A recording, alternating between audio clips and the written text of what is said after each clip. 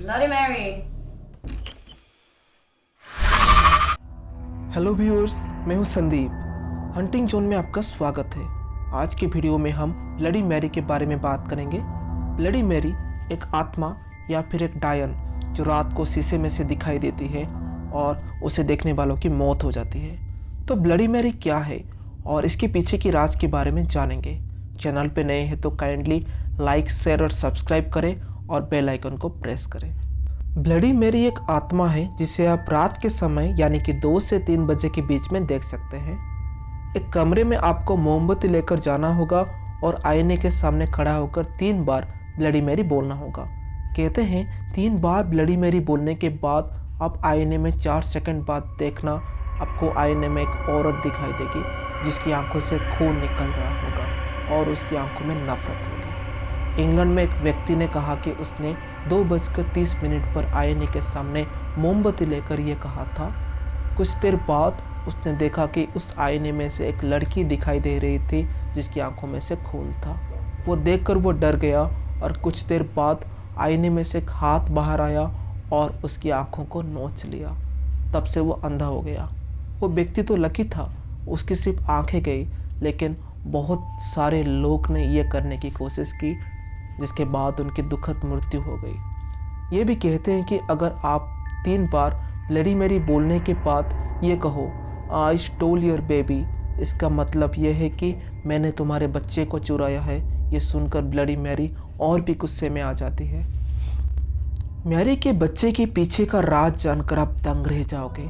सन 1509 से लेकर 1542 तक हेनरी 8 नाम के एक राजा थे जिनकी 2 बेटियां थी, एलिजाबेथ और मैरी।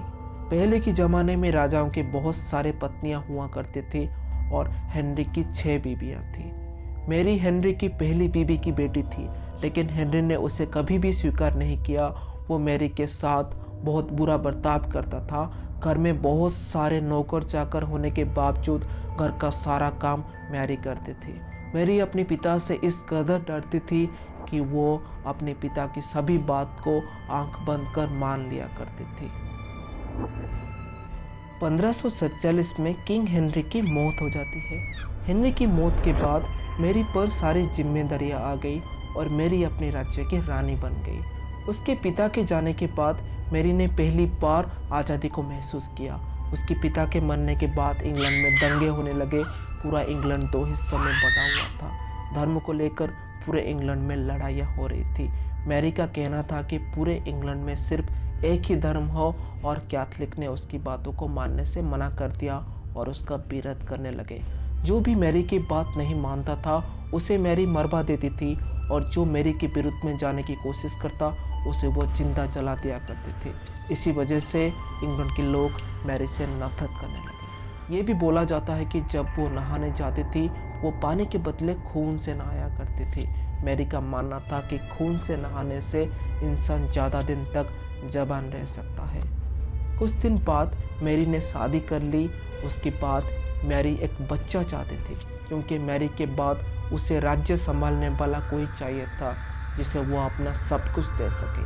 शादी के कुछ दिन बाद वह गर्भवती हो गई, लेकिन कुछ दिन बाद वो वैसे हो गई जैसे पहले थी।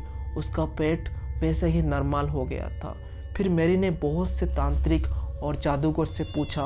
उनका जवाब ये था कि उसके पेट में जो था वो पूरी शक्ति थी और वो अपनी मर्जी से आ जा सकता था। ये जानकर इंग्लैंड के लोग में और नफरत पैदा हो गई। वो मैरी को पसंद नहीं करते थे और उसका नाम बदलकर ब्लडी मैरी रख दिया गया।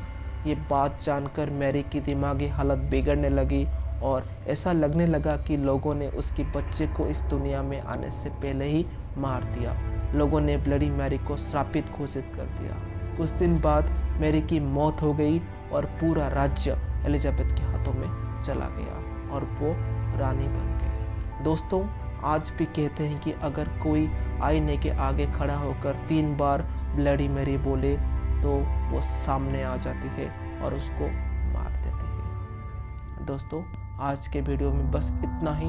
अगर वीडियो अच्छा लगे तो मुझे कमेंट सेक्शन में कमेंट करके ज़रूर बताना। This is Sandeep, waiting you, good bye.